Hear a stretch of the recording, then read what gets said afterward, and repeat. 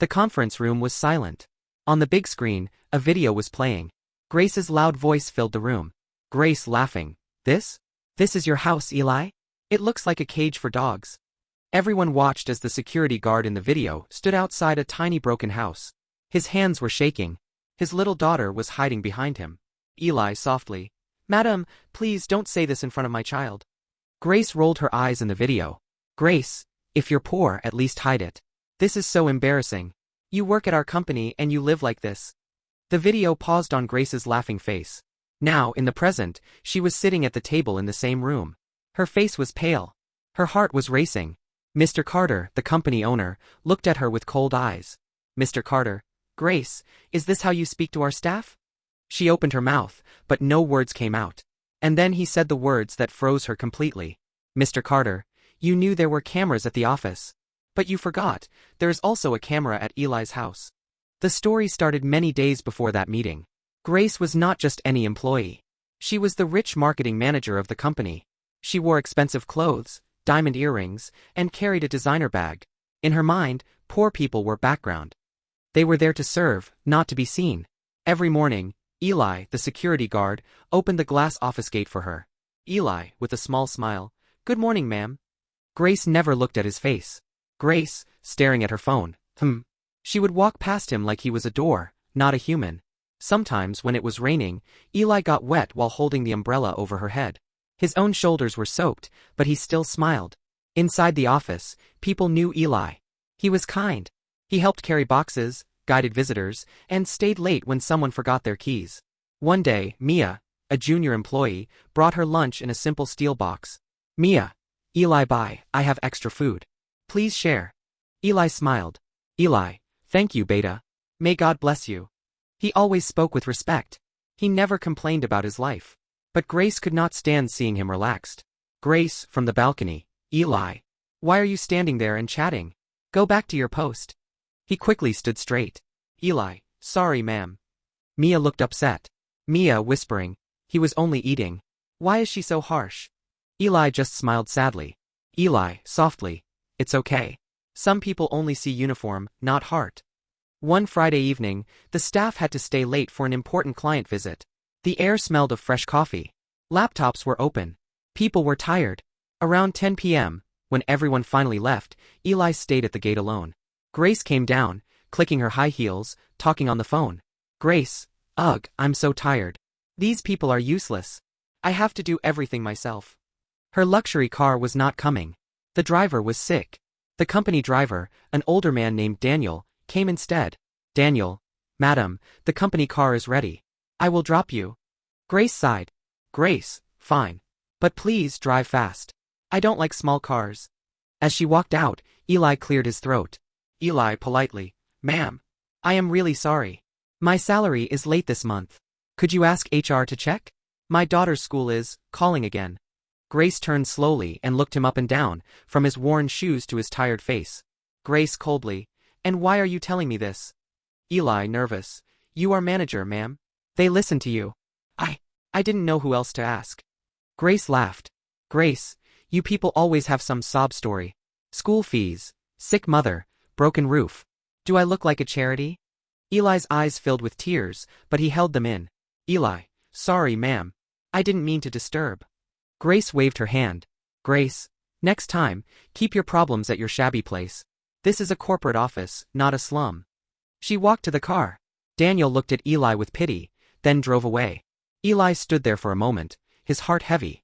He thought, if only she knew why my house is like that. The next day, the company announced something new. An email went out to everyone.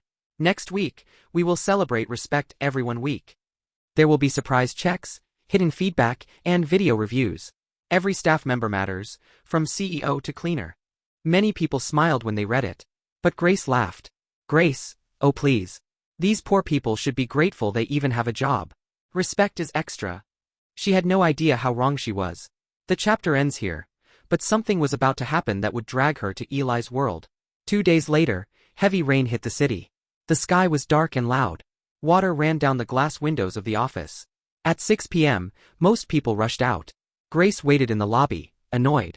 Grace, where is the car? Why is everything late in this place? Daniel came running in, wet from the rain. Daniel, breathing hard. Madam, the road near your house is flooded. We have to take a different way. Grace groaned. Grace, fine. Just get me home. They drove off. As they were driving, the car suddenly stopped. Daniel worried. Madam, I think there is a roadblock ahead. I need to turn into this side street. Grace, impatient. Whatever. Just don't take me to some dirty area. But the side street was small and muddy. Old houses, broken walls, hanging wires. Grace covered her nose with a tissue. Grace, this place smells like poverty. Daniel's eyes flicked to the rearview mirror. He didn't like her words, but he kept quiet. Then she saw a familiar figure at the corner. Eli. He was standing under a small tin sheet, trying to stay dry. Beside him was a tiny one-room house with cracked walls and a broken wooden door. A little girl sat inside, reading by the dim light of a single bulb. Daniel, surprised. That's Eli, our security guard. Grace leaned forward. Grace, this is where he lives? Her lips curled into a cruel smile. Before Daniel could say anything, Grace opened the door and stepped out, holding her luxury handbag above the muddy ground. Raindrops hit her expensive heels. Grace, shouting, Eli. Eli turned, shocked. Eli, ma'am? You here? Grace looked around, disgusted. Grace loud, so this is your house? Neighbors looked out from their small doors and windows. Children stopped playing in the puddles. Grace walked closer, not caring that her heels were getting dirty. Grace, laughing, wow. I thought you lived in a house. But this looks like a storage box. She pointed at the broken roof. Rain dripped through it, into a plastic bucket on the floor. Grace, you work at a big company and you live like garbage? Eli's face turned red. His hands shook. Inside, his daughter Lily clutched her school books and watched with wide eyes. Lily whispering, Papa, who is she? Eli, softly, go inside, Beta. Grace noticed Lily. Grace smirking. Ah, so this is your princess? Studying in the dark? How sweet and how sad. Eli swallowed hard. Eli, ma'am, please don't talk like this in front of my child. Grace laughed louder now, performing like it was a show. Grace, what? You showed me your poverty. Now I can't even talk? You asked for salary advance, but look at this place.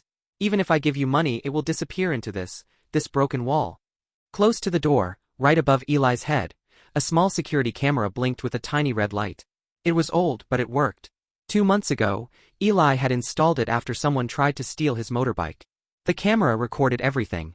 Grace did not see it. Daniel did. He looked up, then at Eli, then at Grace. Daniel thought, she has no idea. Eli's eyes were wet now. Eli, voice shaking, Ma'am, you don't know my story. You don't know why this house is like this. Grace rolled her eyes. Grace, oh please. Let me guess. Sick relative. Hospital bills. Tragic story. Every poor person has one. I'm bored. Lily stepped out, tears on her cheeks. Lily, softly, Auntie. Papa sold our big house for Mama's treatment. That's why we live here. For a moment, Grace froze. Eli's eyes closed in pain. Eli whispering, Lily, go inside. But Grace's pride was too strong. Grace, shrugging, sad. But still, this place is an embarrassment. If anyone from our client side sees this, they will laugh at the company. Next time, don't bother me with your personal problems, okay? She turned to go back to the car, still talking loudly. Grace, honestly, they should hire guards with some standard. Not people from these dirty streets. Daniel clenched his jaw. The neighbors stared at her with anger in their eyes, but no one spoke. She was rich. She had power. They had nothing. Eli looked down. His shoulders shook. He whispered to himself, God is watching. Maybe people like me only have that hope. From the corner, a soft whirring sound came. The camera's small red light blinked again. Recording. Every word. Every laugh. Every insult. Grace sat back in the car. Grace to Daniel. Let's go. This whole area makes me feel sick. Daniel started the car, but his mind was racing. Later that night, when everyone was asleep, Eli took the memory card from the camera. He just wanted to check if the thieves had returned. When he played the video on his old laptop, his own pain filled the small room again. He watched Grace's words. He saw Lily's tears. He heard himself begging. His hands trembled. His heart felt crushed.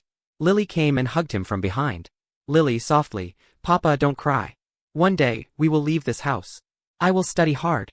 I will buy you a big house. A tear fell on Eli's cheek. Eli, you are my pride, Beta. He thought about deleting the video. It hurt too much to watch. But at that exact time, he got a message on his phone from HR. Hi Eli. This week we are collecting real stories for Respect Everyone Week. If you have experienced any unfair behavior, please share. You can also send any proof to this email. It will stay private. Eli stared at the screen. Then at the video. His hand shook as he clicked, Attach File.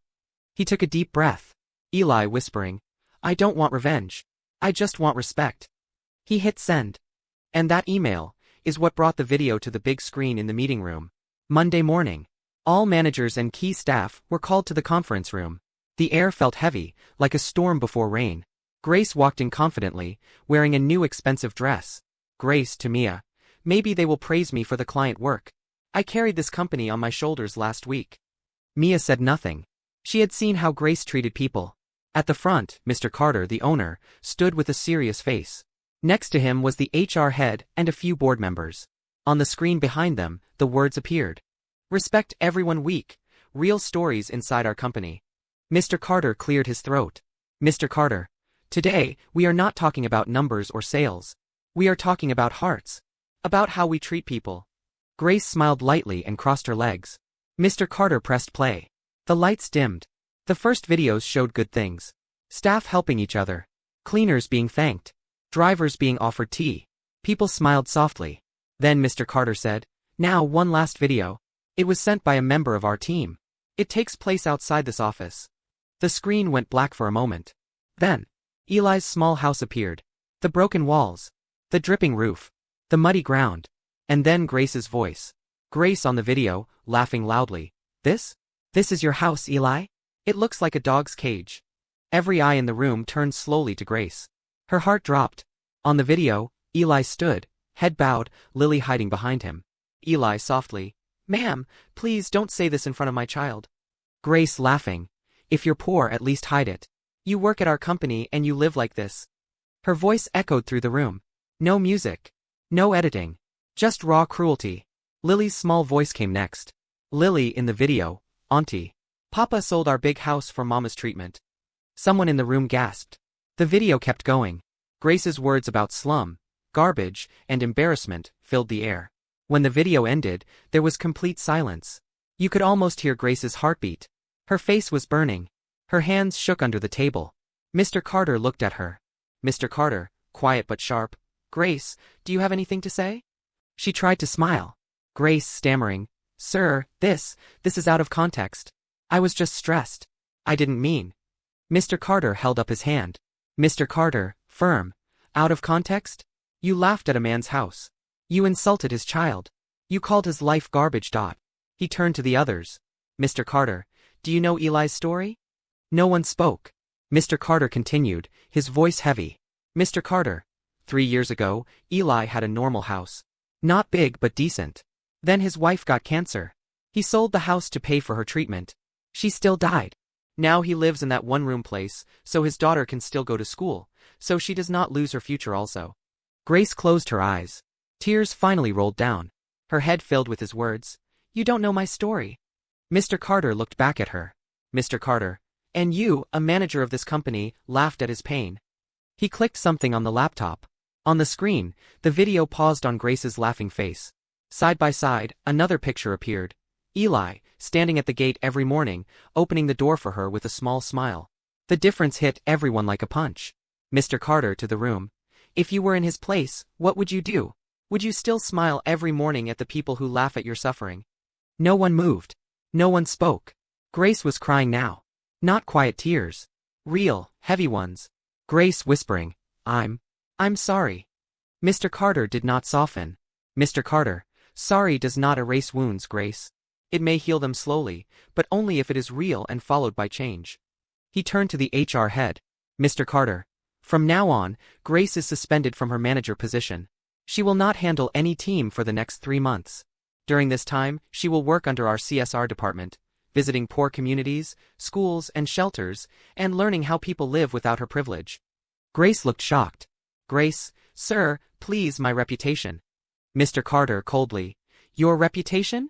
You destroyed your own image with your own mouth, in front of a secret camera. This is not my doing. This is your karma. He then looked toward the door. Mr. Carter, softly, Eli, please come in. The door opened. Eli stood there in his simple uniform, nervous and shy. Everyone began to clap softly at first, then louder. He looked confused. Mr. Carter walked up to him. Mr. Carter. Eli, thank you. Not just for your years of service, but for trusting us with this video. You showed us the truth. He put a hand on Eli's shoulder. Mr. Carter. From next month, your salary is increased. And our company has decided to support your daughter's education fully. School fees, books, uniform, everything. We will also help repair your house. You deserve a safe home. Eli's eyes filled with tears. His lips trembled. Eli, sir. I don't know what to say. Thank you.